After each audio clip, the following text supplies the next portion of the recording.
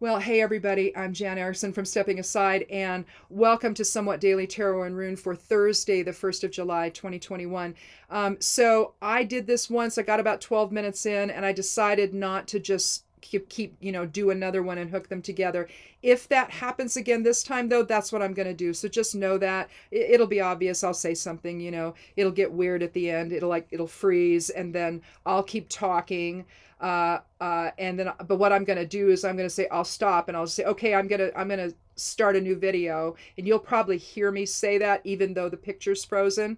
And then quickly it'll just start. And I'll say, okay, this is the new video. That's what I did the last time. So anyway, but I know how to do that now with my software. So I just tried it one day and it worked. I looked it up and thought I can do that. And then I don't have to start all over again, right?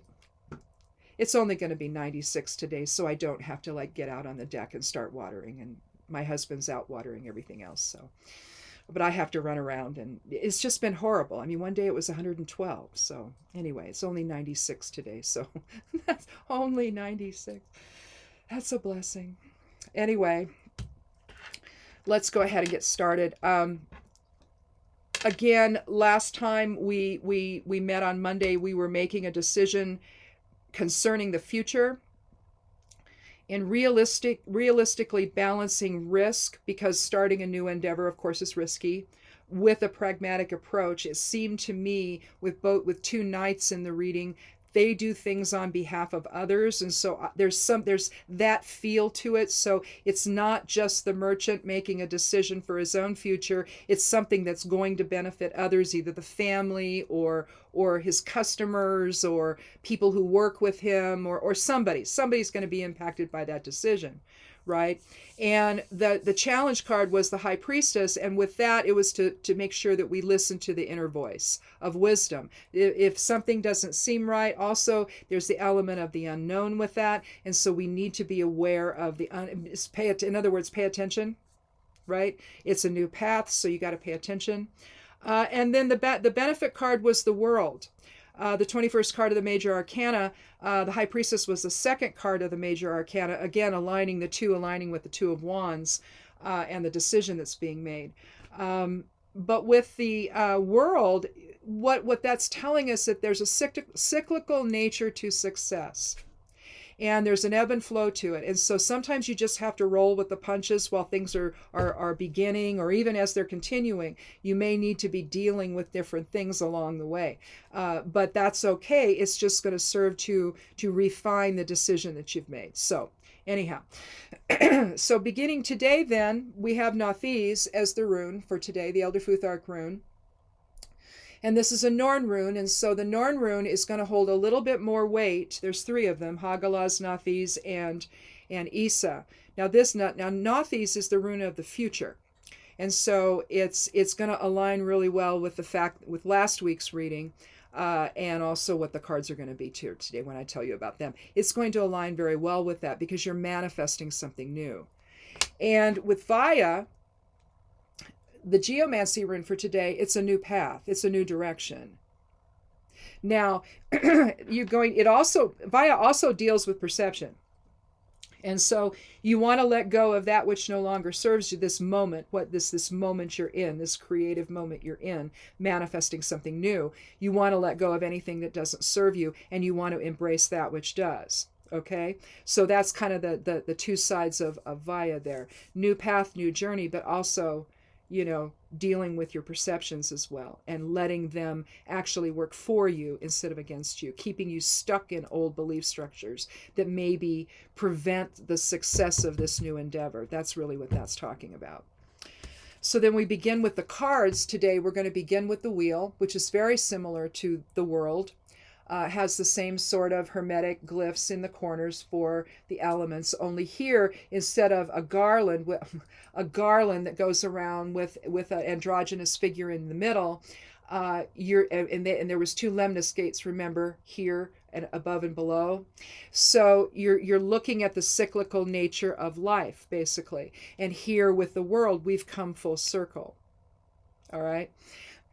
And then with the Wheel of Fortune, in a sense, we have as well. But what it's saying is that what we began on Monday is showing, progress and success and fortune. Okay, where it's showing benefit already. So whether that means the money's flowing in or not, you at least know that you've got something that's worthwhile to continue to build on, whatever that is. The next card is the Ace of Wands. Again, Wands is the fire element. It's our will, it's creativity, it's the spark of life, the spark of something new beginning. Again, aligning with Vaya, again, aligning with Nathis, the rune of the future, and aligning with Monday's reading. So this really is a continuation on. It's giving us a little more information about, so how'd that work out, right? That's kind of what I think this is going to be. And then the next card is the Ten of Cups. So in case you're paying attention, we have a 1-1-1 run here on New Beginnings.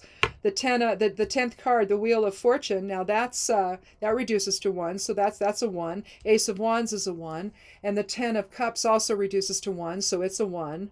So new beginnings all over the place, right?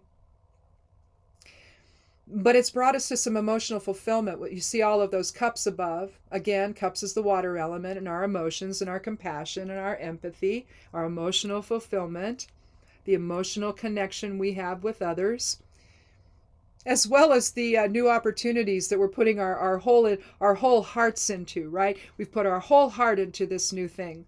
And all of us, our emotions, we're worried, we're hopeful, we're excited, we're all of those things, right, about this new endeavor. But as you can see, with mom and dad and the kids, the kids are dancing and mom and dad are raising their arms in happiness to their new home that they have. You see this line of demarcation here. You'll see that periodically. Oh, I have one on the challenge card. I haven't gotten to the benefit card yet, though. This thing froze before I got there. But you can see that this is a line of demarcation. This is where they are, and this is where they're going. It's kind of, I look at it as kind of, that was then, this is now, or this is now, and this is the future, or something. There's some kind of delineation there between one thing and another. But here, whatever decision we made on Mondays brought us some emotional fulfillment today. Now, again, with an emphasis on new beginnings with all those ones. Anyway, the challenge card, another line of demarcation right here. You can see it if you look really closely. It's that dual line or a dark line, all right? That's usually how it's depicted on at least in the Rider-Waite. Here you have, now I look at this card two different ways. One, I'm an author, I'm a writer, so I think of it as theft of intellectual property. Swords is the air element, yeah, the intellect. It's about, it's the things we write, it's the things we think, it's how we communicate, balance, justice, fairness. But here you have a scene where the king's troops are in the background, and they've left their armaments out, haven't they? And this guy is likely from the town. He likely infiltrated. Maybe he was somebody that brought food and drink to the troops. But you see, they're over here, but they're also inside the tents. And they're either readying themselves or something for tomorrow's battle. Maybe they're going to go to the town and they're going to take from the town, destroy the town. But here, it could be that he's leveling the playing field. The townspeople maybe don't have the strength to overcome what the king's men are going to do to him. And so they have to get their battle plans, right? So that's kind of how I've interpreted this as well. So leveling the playing field might be another way to look at this. Gain an advantage intellectually. That may be a challenge in whatever you're doing. That may be a factor in it. You may have to be aware of things that, again, the unknown, that would align with the High Priestess from the challenge card from Monday. It definitely would align with that. So if it was alerting us to that, then maybe it's you're trying to level the playing field. Maybe you're trying to compete. In other words, maybe you're trying to compete with other people, other businesses. Maybe that's what this is about. And it involves competition with other businesses. You don't have a sort of a niche type of a situation where there's nobody else. It's just you, right? So maybe you have to revise, you have to be open to revising your perceptions. That's another thing with the air element is perception. And that aligns well with Vaya, being willing to let go of perceptions that don't serve you and to reestablish your battle plans, reestablish your process, reestablish how you're going to get there. Being willing to let go of staying stuck in one mode and being able to loosen that up a little bit. And so that's likely what the 7 is talking about here, the 7 of Swords. 7 is about balance. 7 is about observation and taking a step back and really reviewing what you have and where you need to go.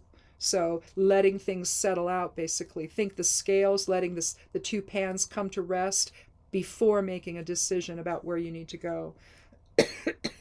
And that's hard for anybody, especially when you're starting something new. You have only what you know currently to guide you. And this may be a thing where you need to start exploring new ideas, right? And that can be challenging for anyone. I'm going to take the 13th card here for the benefit card.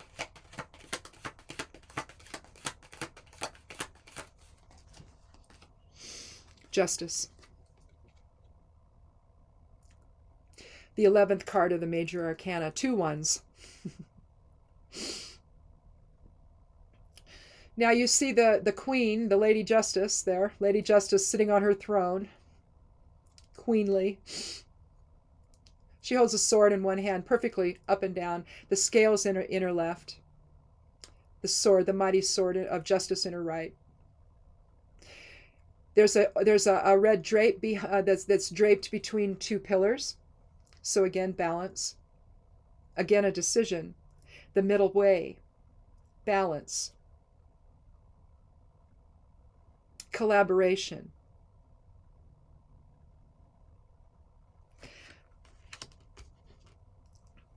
But the thing about this, it has to do with oh,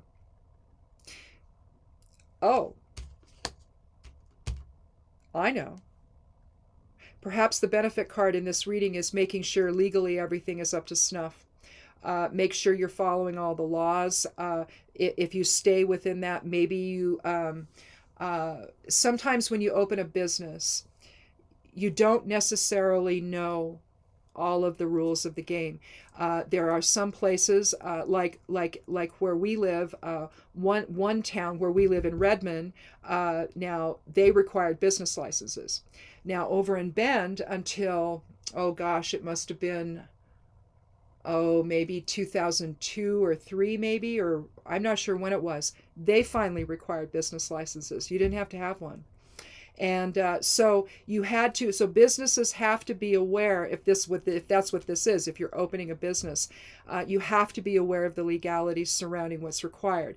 If you have to pay taxes on business personal property, you have to know that. You have to submit that every year. If you need a business license in your area, you have to take care of that. If there are any other agencies you need to contact to know what you can do in your area and what you can't. So take care of so what's going to benefit you about all of this is the legality of it. Is making sure that you go and you pay attention to all of the rules and regulations that you need to follow.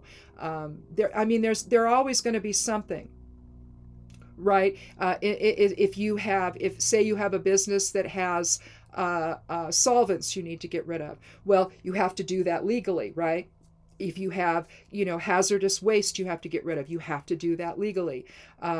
You have to have business insurance, so you have to go and do all of these things. So, in other words, taking care of the details will make this an even greater success, because you don't want to go along, get going, have some success, and then all of a sudden get fined by the county or the state or the city you're in because you didn't do something. Okay, so that's going to benefit you as well. The other thing that's going to benefit you about the card of justice is being fair with everybody and acting with integrity, no matter what it is you're doing. So I think that in order to ensure success, then, we have to balance risk with a practical approach, and we have to make sure all of the I's are dotted and the T's are crossed, and we need to act with integrity. We need to be fair with people. We need to let go of perceptions that no longer serve us and act from a higher sense of things, a higher sensibility. Let the soul come in and govern this experience instead of letting the ego do that, because when you do, that's when things get overlooked, and all of a sudden an individual's agenda is driving this experience, and maybe everybody else that could be benefiting from it is just standing there going, well, okay, that's cool for you, but what about us? If mom or dad goes out and is gone all the time, and and they're not bringing home the paycheck, right? And they're not taking care of the family, they're not contributing to the family's safety and security. Well, what good is it? Again, that's an example of an agenda that's just for that individual and not for everyone else that might be involved. If you irritate the people that work for you, then they're going to quit, right? If you're not being fair with them, if you're imposing way too many requirements on them, maybe you want them to work long hours, and it's like, well, wait a minute, we could do this without having to, take us away from our families. So again, that's justice, that's fair play, right? So you have to be able to do that. You have to be able to step back and look at the greater picture and understand, how can all of this happen in a way that actually serves other people's emotional and financial security, right? But I think that both readings are saying that the possibility is good for all of this, and that whatever you're doing, as long as you pay attention to the inner voice, and as long as you're doing things with integrity, and if others are involved, that you include them in that process and you respect them in that process, then this should do fine, whatever it is that's happening for you. So I love the general ones where it could be almost anything, right? Because it could be almost anything. The sky's the limit, right? And maybe not even that. So anyhow, that's it. And let's get together again on Monday and do this all over again. Look for the esoteric influences on Sunday. If you want them in your inbox, I send them out in a newsletter. The only other stuff I really have in there is the books I've written and links to that. And once in a while, I'll have something from the Herbal Academy. I'm an affiliate for them. I'm also an herbalist, so I like their school. I attended a different one, but I've also taken courses from them, and I'm taking one now. I don't know. I like their approach. They're very thorough. And I highly recommend the school if you're interested in herbs, especially if you're interested in working with them. You really do need a background like that. And I don't know.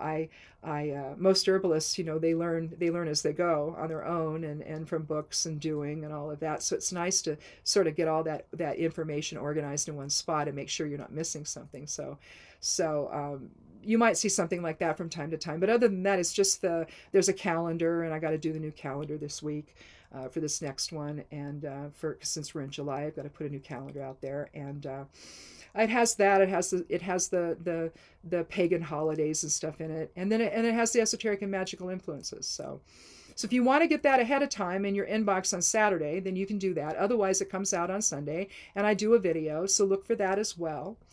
Patreon members get the whole thing all at one, the video and the post together, so they've got it all in one place. So if you want to join me over there, it's $1 a month. It's or $12 a year if you want to become a patron over on Patreon.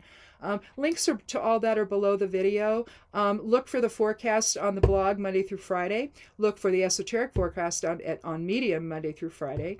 And look at the correspondences on Patreon Monday through Friday for Work and Magic. There's that. There's also usually a little video with that too. So you get some other stuff over on Patreon that you don't get other places.